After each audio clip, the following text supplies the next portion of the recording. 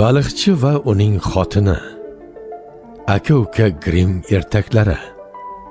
Pyotr Chaykovskiyning pyesalar to'plamidan musiqa. Bir bor ekan, bir yo'q ekan. Baliqchi va uning xotini bo'lgan ekan. Ular dengiz bo'yidagi kichkina uychada yasharkanlar. Baliqchi har kuni dengizdan baliq tutib kelar, xotini undan taom tayyorlar, shunday qilib kun kechirisharkan. Bir kuni baliqchi suvga qarmoq tashladi va dengizga qarab o'tiraverdi. Birdan qarmoq qattiq silkinib, suv tubiga torta boshladi.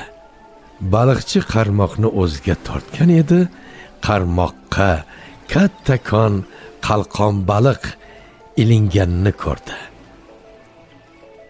Bugun omadim kelgan ko'rinadi, dedi sevinib baliqchi.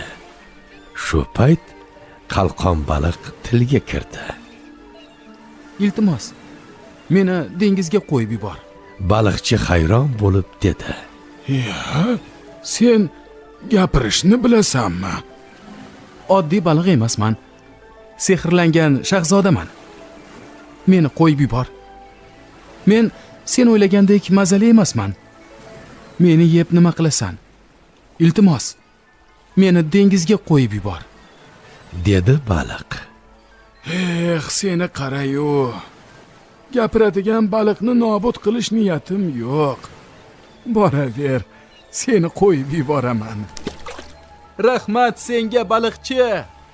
Rahmat senga, dedi-yu, baliq ko'zdan g'oyib bo'ldi. Baliqchi baliqni dengizga qo'yib yuborib, bo'sh qo'l bilan kulbasiga qaytdi. Nega quruq qo'l bilan qaytdingiz? Hech nima tutmadingizmi? dedi xotini. Qarmog'imga katta qalqon baliq ilingandi, deb gap boshladi baliqchi. Lekin u sehrlangan shahzoda ekan. Shunga dengizga qo'yib yubordim. Suzib yuraversin dedim, kampir. Nima? Sehrlangan shahzoda? Undan hech nima so'ramadingizmi? deya jahli chiqdi xotinini. Undan nima so'rashim kerak edi? deb hayron bo'ldi baliqchi. Sizni qarang-ku, dedi xotini. hech vaqomiz bo'lmasa, yashayotgan kulbamizni qarang. Hidiga chidab bo'lmaydi. Hech bo'lmasa uy so'rasangiz bo'lmasmidi? Qani, tezda ortingizga qayting. O'sha qalqon baliqni chaqiring-da, yaxshiroq uy so'rang. Unga yaxshilik qilibsiz. Buni ustiga sehrlangan shahzoda deyapsiz. Istaganingizni bajarar? Do'q urdi xotini. Yana dengizga boramanmi? dedi norozi bo'lib baliqchi. Borasiz. Dengizga qo'yib yuborganingiz uchun sizdan minnatdor bo'lish kerak. Qani, yo'lga tushing. Baliqchi o'zi xohlamay dengizga qaytishga majbur bo'ldi. Sohilga bordi-yu, dengiz suvi yashil va qoramtir tusga kirganidan ajablandi. Sehrli baliq, meni eshityapsanmi? O'z ixtiyorim bilan kelmadim, iltimos, javob ber. Qalqon baliq baliqchining ovozidan suv yuzasiga suzib chiqdi va Meni nega chaqirding, baliqchi? dedi. Baliq voy. Xotinimning aytishicha, seni qo'yib yuborganim uchun xohlagan narsamni so'rashim kerak ekan. Xotinim xaroba kulbada yashashni xohlamayapti. Hashamatli uyda yashagisi kelayotganmish. Uyingga boraver. Istaganingni muhayyo qilaman, dedi qalqon baliq. Ha? Baliqchi shoshilgancha uyga kelib qarasa, xaroba kulbasining o'rnida hashamatli yangi uy qad rostlaganmish. 2 qavatli uy oldidagi kursida esa xotini o'tirardi. Kelsinlar, kelsinlar, uyimizga marhamat qilsinlar, dedi xotini. Baliqchi hayratini yashirolmay ichkariga kirdi. Uy toza va shinam edi. Yangi jihozlar, oshxonada yangi idish-tovoqlar, uyning orqa tarafida esa kichkina hovli bo'lib, u yerda tovuq va o'rdaklar yurardi. Sal narida esa kichkina bog' va turli sabzavot va ko'katlar bilan tomorqa ko'rinib turardi. Ko'ryapsizmi? Dedi xotini. Qanday yaxshi, Ajoyib. Dedi baliqchi. Endi baxtli yashaymiz. Axir hamma narsamiz bor-ku. Buni hali ko'ramiz, Dedi xotini. Oradan bir necha hafta o'tgach, xotin gap boshladi. Menga qarang. Uyimiz juda ham tor. Hovli, tomorqa ham kichkina.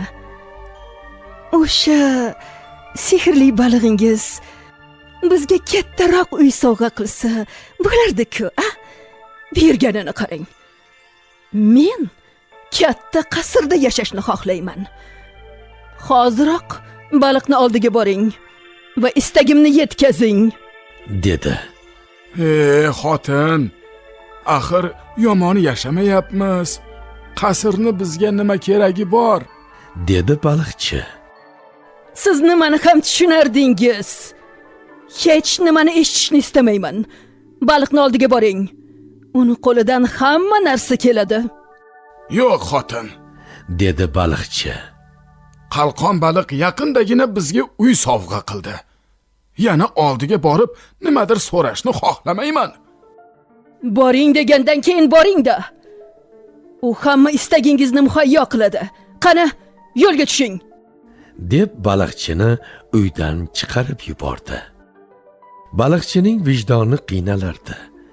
Yana dengizga borishni xohlamasdi, ammo xotiniga ham yo'q deya olmasdi.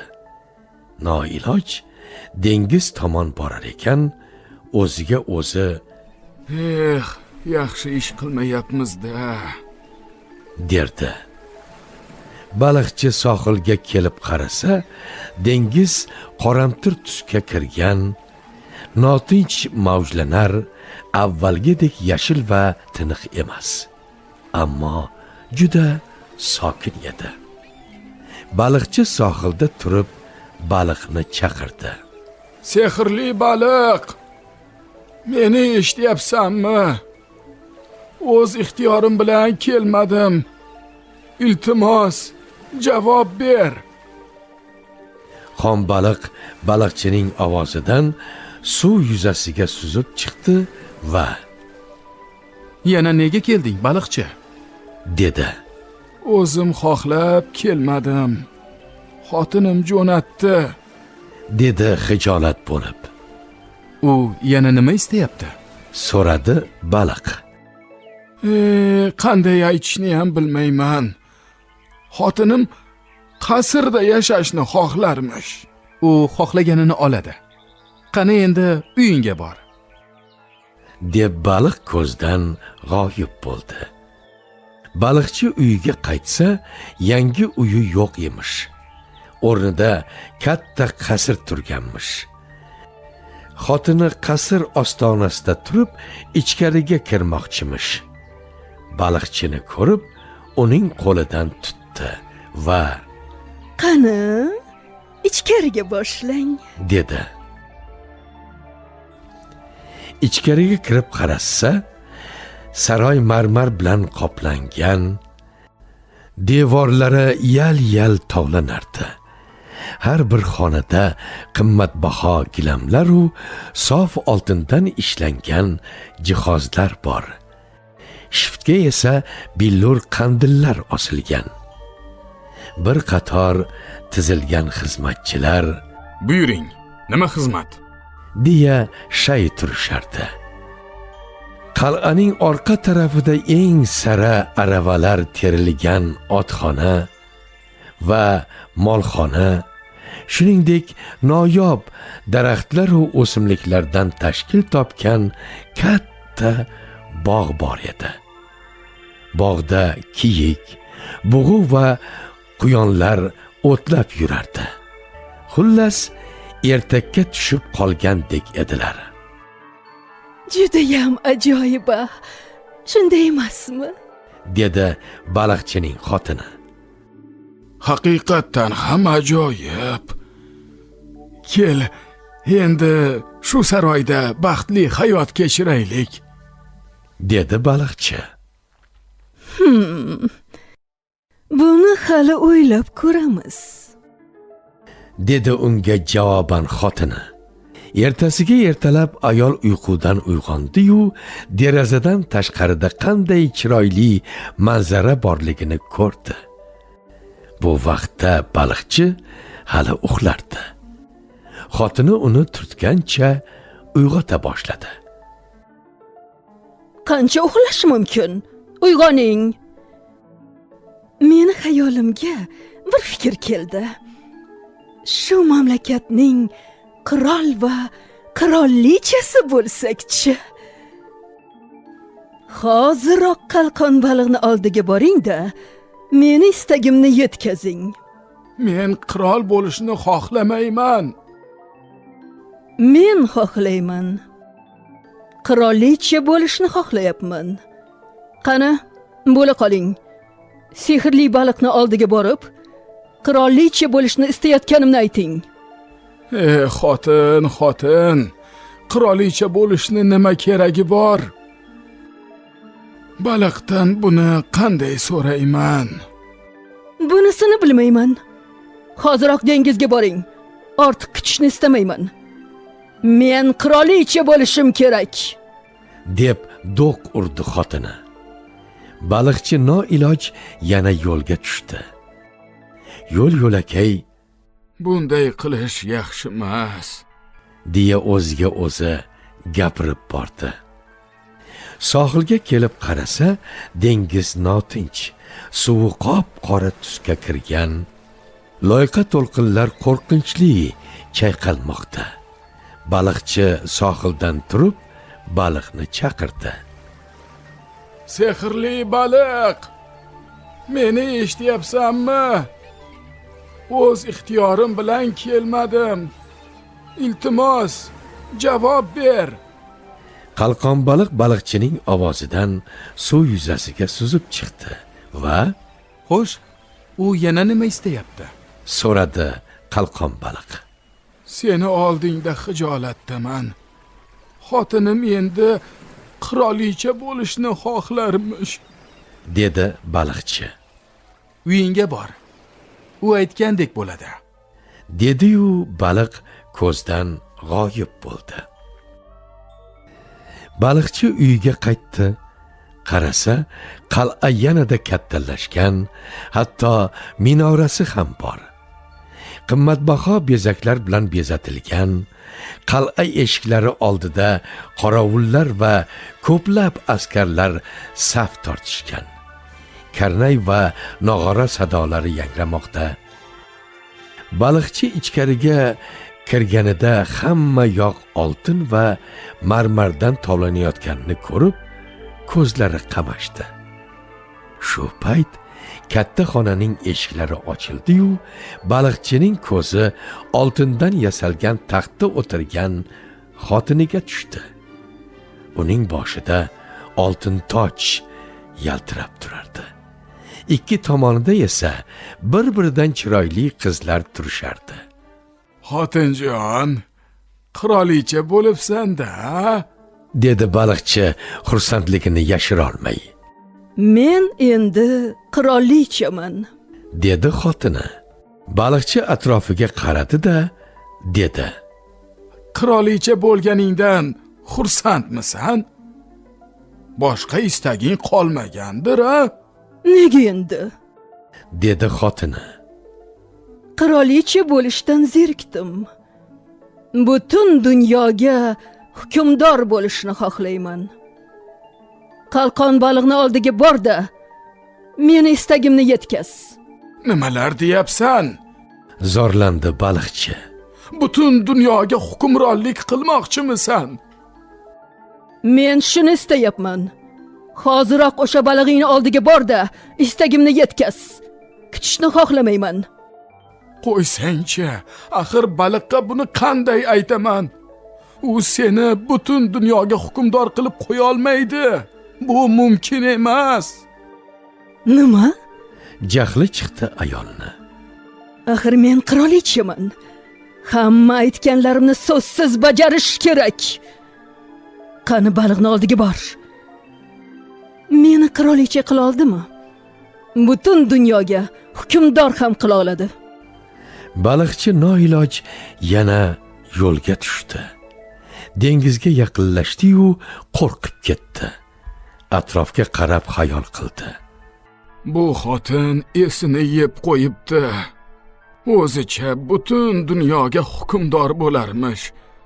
Qirolicha bo'lishdan zerikkanmish. Ey, vijdon qolmabdi o'zi senda.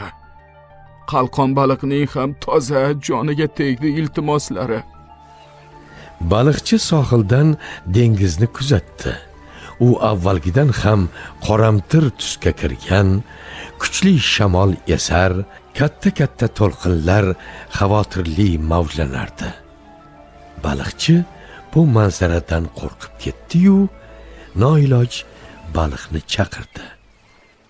Sehrli baliq, meni eshityapsanmi? O'z ixtiyorim bilan kelmadim. Iltimos, javob ber. Qirovga javoban baliq suv yuzasida paydo bo'ldi va yana nima istayapti? deb so'radi.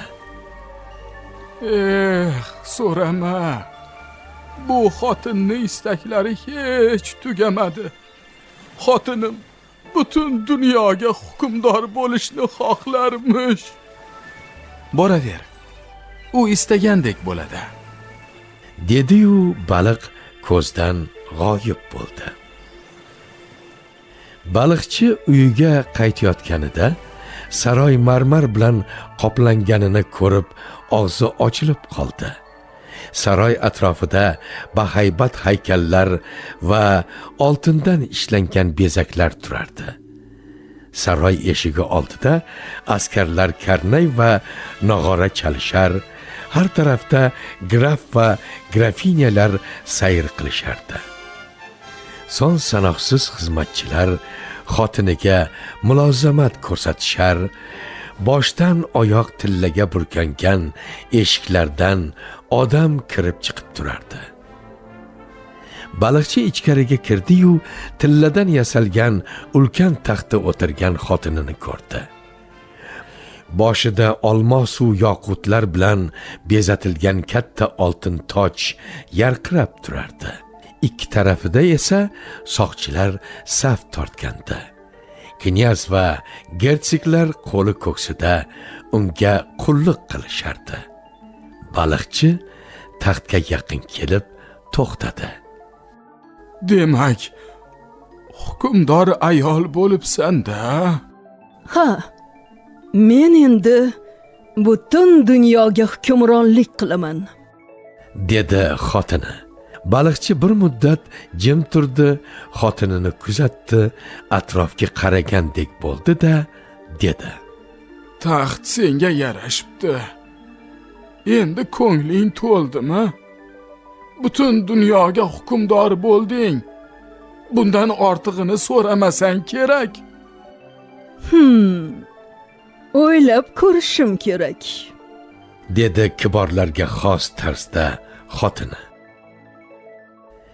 Shu bilan oqshom cho'kdi. Butun saroy uyquda mahal, ayol oromini yo'qotgandi. U hayotidan norozi, o'zini baxtsiz his qilar, ochko'zligidan xayollari chalkashgan, yana nima so'rasam ekan deya bosh qotirardi. Ayol ertalabgacha mijja qoqmadi.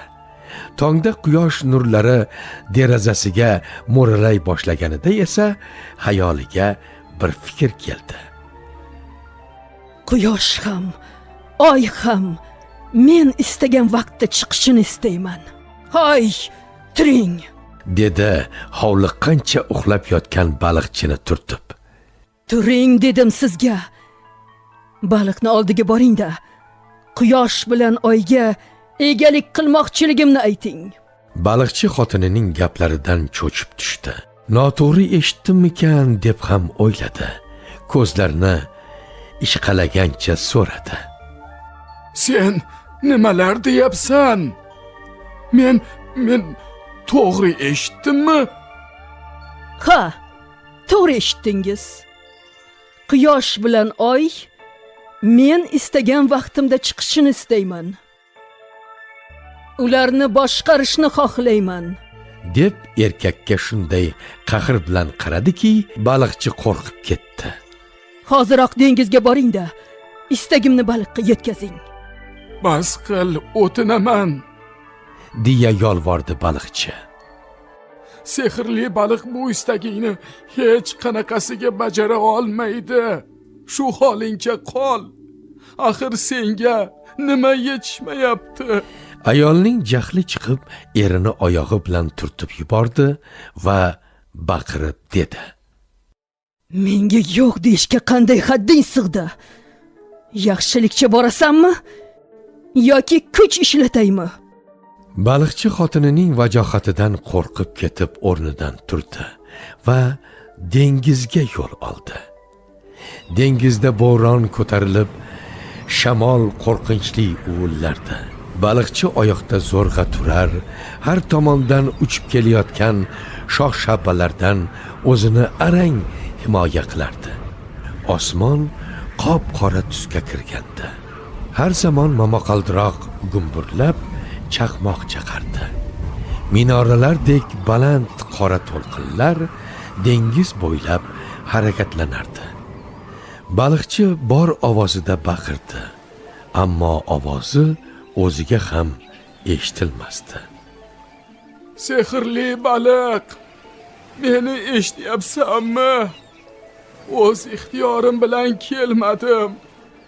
Iltimos, javob ber. dedi suv yuzasida ko'ringan baliq. Yana nima istayapti? Meni kechir. Noilojman. Xotinim oy bilan quyoshni boshqarishni istayotganmish.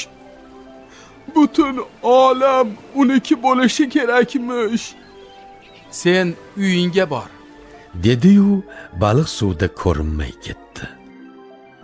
Baliqchi uyga kelib qarasa, xotini xaroba kulbasining ostonasida o'tirganmish. Ochko'zlik ko'zlarini ko'r qilgan ayol oxir oqibat eski hayotiga qaytibdi.